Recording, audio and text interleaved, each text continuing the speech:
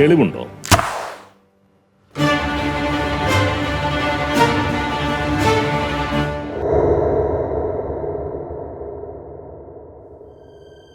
നമ്മുടെ ഈ മാതൃഭൂമി ഏറെക്കുറെ പൂർണ്ണമായും സുടുഭൂമിയായെന്ന് കുറച്ച് നാളുകൾക്ക് മുന്നേ ഈ പോകാൻ പറഞ്ഞിരുന്നു. അതോടെ നമ്മുടെ നാട്ടിൽ ധാരാളമായി കാണപ്പെടുന്ന ഈ മതേതര കേരളീയർ, അതുപോലെ തന്നെ സുടുദാസരായിട്ടുള്ള നാടൻ കമ്മികൾ, ഇടത് ഉൽപ്പതിഷ്ണുക്കൾ, സാധാ പുരോഗമനവാദികൾ മുതലായിട്ടുള്ള കീടജീവികൾ പോങ്ങന് നേരെ ചാടി വീണു. കൈയോടെ പിടിച്ച് പോങ്ങനെ അവർ വർഗീയവാദി പട്ടം നൽകി ആദരിച്ചു വിടുകയും ചെയ്തു. ആ ആദരാർപ്പണത്തിന്റെ ക്ഷീണം പോലും മാറാൻ കാത്തു നിൽക്കാതെ അവരെന്നോട് ചോദിച്ച ചോദ്യമാണ് തെളിവുണ്ടോ എന്നത്. അതായത്, ഈ മാതൃഭൂമി സുടുഭൂമി ആയതിന് നിന്റെ കയ്യിൽ തെളിവുണ്ടോ എന്നാണ് ചോദ്യം. എനിക്കന്ന് സത്യം പറഞ്ഞു കഴിഞ്ഞാൽ തെളിവ് നൽകാൻ കഴിയുമായിരുന്നില്ല. കാരണം ഞാനത് എൻ്റെ വെളിവിൽ നിന്നും പറഞ്ഞ കാര്യമാണ്. വെളിവല്ലാതെ മറ്റൊരു തെളിവും എനിക്കവരെ കാണിക്കാനുണ്ടായിരുന്നില്ല. വെളിവ് കെട്ടവന്മാർക്ക് മുന്നിൽ തെളിവായി വെളിവ് കാട്ടിയിട്ട് എന്ത് കാര്യമാണ്? അതെനിക്കറിയാമായിരുന്നു. അതുകൊണ്ട് ഞാൻ എൻ്റെ വെളിവെടുത്ത് അവരെ കാണിക്കാൻ നിന്നില്ല തെളിവായി. ഈ വെളിവെന്ന് പറയുന്ന സാധനം എന്താണെന്നെങ്കിലും അറിയാമായിരുന്നുവെങ്കിൽ സുടുദാസരായിട്ടുള്ള സാമൂഹ്യ വിപത്തുകളായി സ്വയം മാറാൻ അവർക്കൊരിക്കലും കഴിയുമായിരുന്നു എന്ന് പോകാൻ കരുതുന്നില്ല. അന്നും കരുതിയിട്ടില്ല, ഇന്നും കരുതുന്നില്ല, നാളെ തൊട്ട് അങ്ങനെ കരുതാനും പോകുന്നില്ല. അതെന്തായാലും അവരന്ന് ചോദിച്ച ആ ചോദ്യത്തിന് ഉത്തരമായി ഇന്ന് പോകന്റെ പക്കൽ തെളിവുണ്ട്. എത്ര വെളിവ് കെട്ടവന്മാർക്കും ബോധ്യമാകുന്ന രഹസ്യൻ തെളിവ് തന്നെ. പോകനത് കാണിക്കാം. ഇതാണ് ആ തെളിവ്. 전부 맘대로 즐겨봐 눈치 볼 거 전혀 없잖아 사람들은 내게 말해 너는 달라 너무 달라 언제든지 call me all day 들어봐 내 목소리 all day 궁금하다면 네가 내게 다가와 ഉസ്തകുതിരയുടെ പിന്നാമ്പുറത്തേക്ക് കനകക്കണ്ടി അങ്ങനെ തള്ളി വെക്കുന്നത് പോലെ കൈവിരിച്ച് നിൽക്കുന്ന ആളെ നോക്കുകയേ വേണ്ട. അതിന് താഴെ പച്ചവട്ടത്തിലേക്ക് തറഞ്ഞു നിൽക്കുന്ന ആ ഗഫു, അതായത് ആ ചെമന്ന അസ്ത്രത്തിന്റെ തുമ്പിലേക്കൊന്ന് നോക്കണം. അവിടെ നിങ്ങൾക്ക് സുടുസാന്നിധ്യം കാണാൻ പറ്റുന്നുണ്ടോ? അതോ നിങ്ങൾക്ക് അവിടെ കേവലം അക്ഷരപ്പിശക് മാത്രമേ കാണാൻ സാധിക്കുന്നുള്ളൂ? അങ്ങനെയെങ്കിൽ ഇനിയും മനസ്സിലാകാത്ത ശുദ്ധബുദ്ധരായിട്ടുള്ള പോങ്ങ പ്രേക്ഷകർക്കായി തീർച്ചയായും ഞാനൊന്ന് വിശദീകരിക്കാം. സുടുവിന്റെ മൂത്രഭൂമിയിൽ അക്ഷരപ്പിശക് കണ്ടതുകൊണ്ട് മാത്രം ആ മാധ്യമ സ്ഥാപനം സുഡാധിപത്യത്തിലാണ് കഴിയുന്നതെന്ന് പറയുന്നത് യുക്തിക്ക് നിരക്കാത്ത സംഗതി അല്ലേ എന്ന് പലർക്കും തോന്നാം. തീർച്ചയായിട്ടും അക്ഷരപ്പിശക് ആർക്കും വരാവുന്നത് തന്നെയാണ്. അതിന്റെ പേരിൽ ഒരു സ്ഥാപനത്തെ പഴിക്കാൻ പറ്റില്ലെന്ന് പറയുന്നതും ന്യായമാണ്. അങ്ങനെ പഴിക്കുന്നതിൽ യുക്തിയുമില്ല. അതൊക്കെ പോകാൻ സമ്മതിക്കുന്നു. പക്ഷേ അത്തരം യുക്തിവാദികളോട് പോങ്ങനൊരു ചോദ്യമുണ്ട്. മട്ടാഞ്ചേരി ലഹരി മാഫിയയുടെ പടനായകനായിട്ടുള്ള ഹാഷിഷ് അബു സ്വന്തം കുറ്റങ്ങളെ മറയ്ക്കാൻ ചോദിച്ച ഒരു ചോദ്യമുണ്ട്. എന്റെ പേരാണ് നിങ്ങൾക്ക് പ്രശ്നമല്ലേ എന്ന്. അതുപോലെ തന്നെ സ്വർണ്ണക്കള്ളക്കടത്തുകാർ വേട്ടയാടപ്പെടുന്നത് കണ്ട് ഹൃദയം നുറുങ്ങിയ വെറിയൻ സാഹിബ് ആ കനകാസനന്മാർ അനുഭവിക്കുന്ന മൂലധന നഷ്ടത്തിൽ നീറിപ്പിടഞ്ഞുകൊണ്ട് നമ്മളോട് ചോദിക്കുന്ന ഒരു ചോദ്യമുണ്ട്. എന്റെ പേരാണ് നിങ്ങൾക്ക് പ്രശ്നമല്ലേ എന്ന്. ആ രണ്ടു പേരിലും പൊതുവായി കാണപ്പെടുന്ന, അല്ലെങ്കിൽ അവർ രണ്ടുപേരുടെയും പേരിൽ ഒരുപോലെ പുരണ്ടിരിക്കുന്ന ഒന്നുണ്ട്: മതം. എന്റെ പേരാണ് നിങ്ങളുടെ പ്രശ്നമല്ലേ എന്ന ചോദ്യത്തിന്റെ ശരിയായ അർത്ഥം എന്റെ മതമാണ് നിങ്ങളുടെ പ്രശ്നമല്ലേ എന്ന് മാത്രമാണ്. അതായത് മയക്കുമരുന്ന് കടത്തായാലും സ്വർണ്ണക്കടത്തായാലും പിടിക്കപ്പെടുമെന്ന ഘട്ടം വരുമ്പോൾ പല്ലി അങ്ങോട്ട് വാൽ മുറിച്ചിടുന്നത് പോലെ അവർ സ്വന്തം പേരിൽ നിന്ന് മതം മുറിച്ചിട്ട് രക്ഷപ്പെടാൻ ശ്രമിക്കുന്നു. ഇത് ഇന്നാളും പോകാൻ പറഞ്ഞതാണ് ഈ ഉദാഹരണം. അത് വളരെ നല്ലൊരു ഉദാഹരണമാണ് എന്ന് തോന്നിയത് കൊണ്ട് തന്നെയാണ് ആവർത്തിക്കുന്നത്.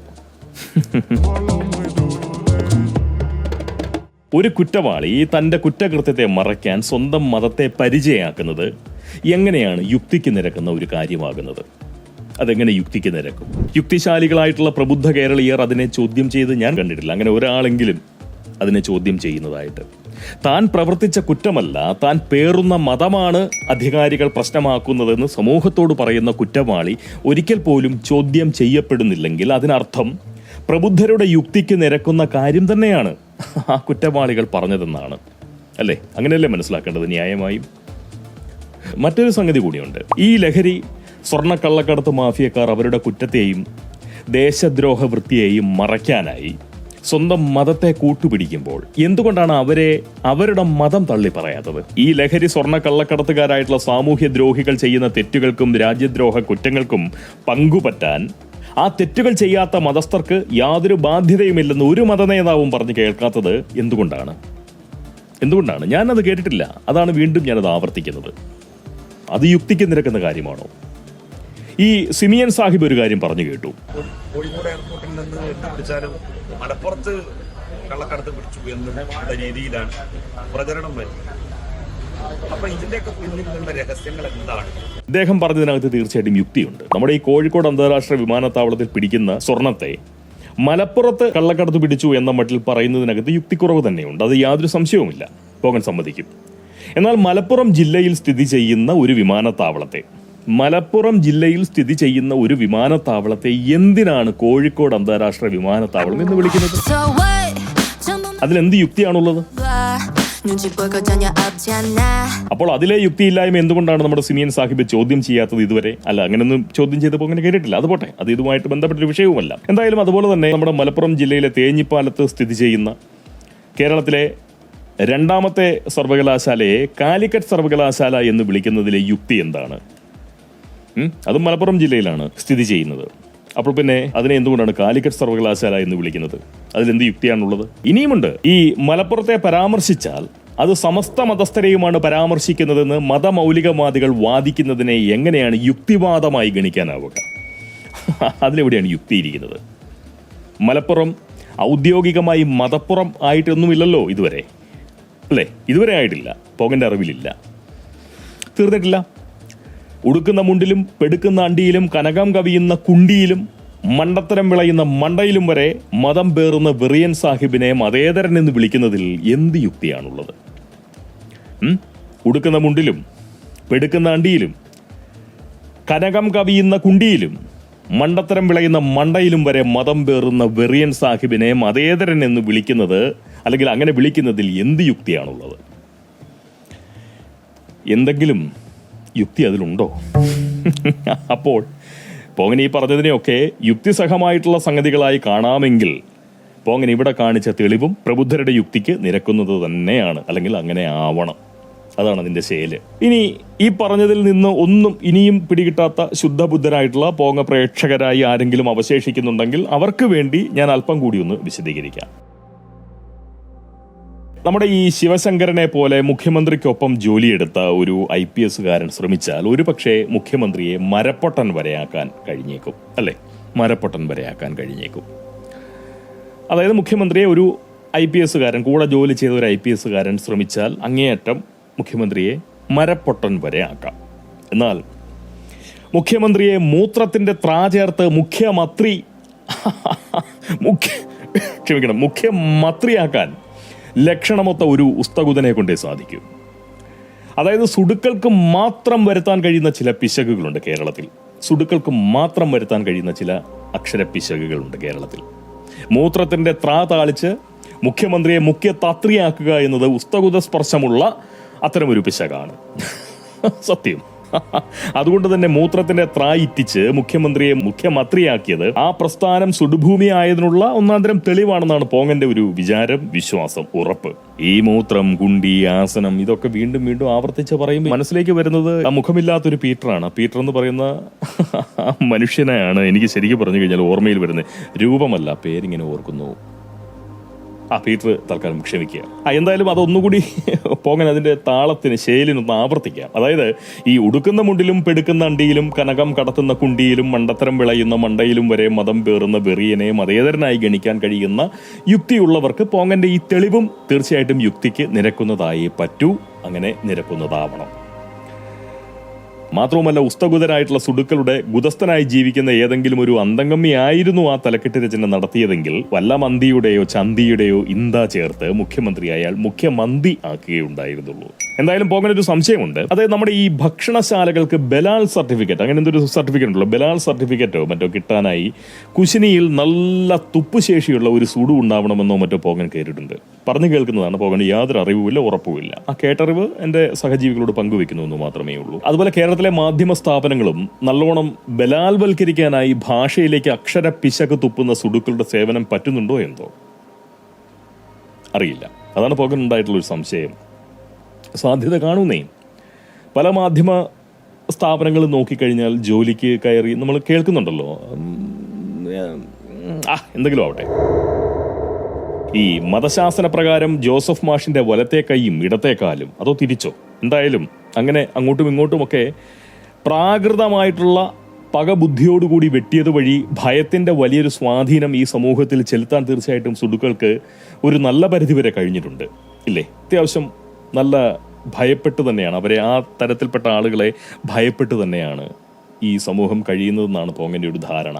കാരണം പലപ്പോഴും ഇത്തരം കാര്യങ്ങളൊക്കെ സംസാരിക്കുമ്പോൾ പോങ്ങനോട് തന്നെ നമ്മുടെ ഈ സമൂഹത്തിൽ നിന്ന് സദ്ബുദ്ധിയുള്ള സഹജീവി സ്നേഹമുള്ള പല ആളുകളും പറഞ്ഞു തരാറുണ്ട്, സൂക്ഷിക്കണം കേട്ടോ, പോകാൻ സൂക്ഷിക്കണം കേട്ടോ അവരോടാണ്. കാരണം എനിക്കെന്തോ അങ്ങനെ ഒരിക്കലും ഭയം തോന്നിയിട്ടില്ല. കാരണം എന്താണെന്ന് വെച്ച് കഴിഞ്ഞാൽ ഞാനൊരു ധീരനായതുകൊണ്ടുള്ള ഭയമില്ലായ്മ അല്ല, അല്ലെങ്കിൽ ഒരു വിഡ്ഢിയായതുകൊണ്ടുള്ള ഭയമില്ലായ്മയല്ല. വാസ്തവത്തിൽ ഭയന്നിട്ട് കാര്യമില്ല എന്നുള്ള ഒരു തിരിച്ചറിവാണ്. അത്തരം ഭയത്തിനകത്ത് കാര്യമില്ല. നമ്മൾക്ക് തോന്നുന്ന ശരിയല്ല എന്ന് തോന്നുന്ന കാര്യങ്ങൾ പറയാനുള്ള സ്വാതന്ത്ര്യമുള്ള ഒരു സമൂഹത്തിലായിരുന്നു കുറച്ചു കാലമായി പോങ്ങൻ കഴിഞ്ഞു വന്നിരുന്നത്.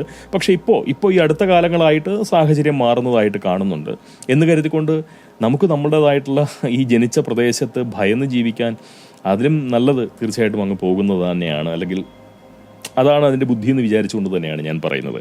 അപ്പോൾ എന്തായാലും കൈകാൽ വെട്ട് ഭയന്ന വ്യക്തികളും അതുപോലെ തന്നെ ഈ ഫക്ക് ഓഫ് നിയമം, അങ്ങനെ എന്തോ ഒരു നിയമമില്ല, ഫക്ക് ഓഫ്, എനിക്ക് അറബി അറിയാത്തത് കൊണ്ട് തീർച്ചയായിട്ടും കൃത്യമായിട്ടുള്ള ഉച്ചാരണങ്ങളൊന്നും പിടിയില്ല, നിങ്ങളത് മനസ്സിലാക്കിയെടുത്താൽ മതി. അതുപോലെ ആ ഫക്ക് ഓഫ് നിയമമൊക്കെ വീശി സ്ഥാപന ജംഗമ വസ്തുക്കളിൽ അവകാശം ഉന്നയിക്കുമോ എന്ന് ഭയന്ന് മാധ്യമ സ്ഥാപന മുതലാളികളും ഒക്കെ ഇവറ്റകൾക്ക് അങ്ങോട്ട് കീഴടങ്ങി തങ്ങളുടെ സ്ഥാപനങ്ങളിൽ ഇത്തരം മനുഷ്യവിഷങ്ങളെ നിയമിച്ചിട്ടുണ്ടോ എന്ന് പറയാൻ പറ്റില്ല എന്നാണ് പോങ്ങൻ പറഞ്ഞു വന്നതിൻ്റെ ചുരുക്കം.